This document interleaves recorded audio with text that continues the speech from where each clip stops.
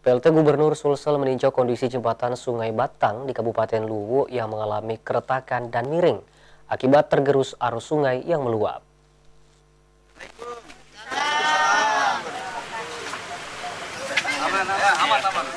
PLT Gubernur Sulsel meninjau kondisi jembatan Sungai Batang di Kabupaten Luwu yang mengalami keretakan dan miring akibat tergerus arus sungai yang meluap. Jembatan Poringan yang terletak di Desa Tabah, Kecamatan Walendrang Timur, Kabupaten Luwu, putus Senin malam. Jembatan yang memiliki panjang alternatif yang menghubungkan Kota Palopo dan Kabupaten Luwu. Sebelum roboh, jembatan sempat dalam kondisi miring, namun saat sebuah truk bermuatan pupuk kandang melintas, membuat truk jatuh bersamaan jembatan yang terbuat dari kayu itu terputus. Menanggapi hal tersebut, pelaksana tugas Gubernur Sulsel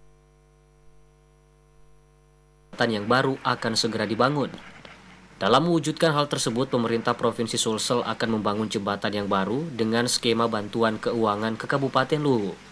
Mengingat, jalur tersebut berstatus jalan tani yang menjadi kewenangan kabupaten.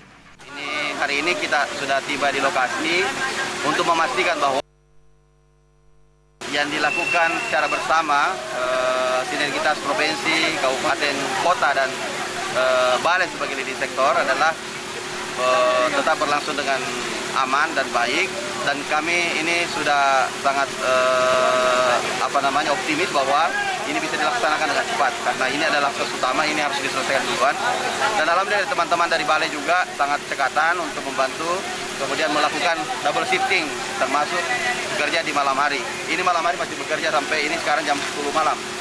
Dan alhamdulillah mudah-mudahan dalam waktu 2 hari 3 hari ke depan bisa dapat diselesaikan dan mudah-mudahan cuaca dapat mendukung sehingga dapat selesai dengan baik. Tim Liputan Selebes TV.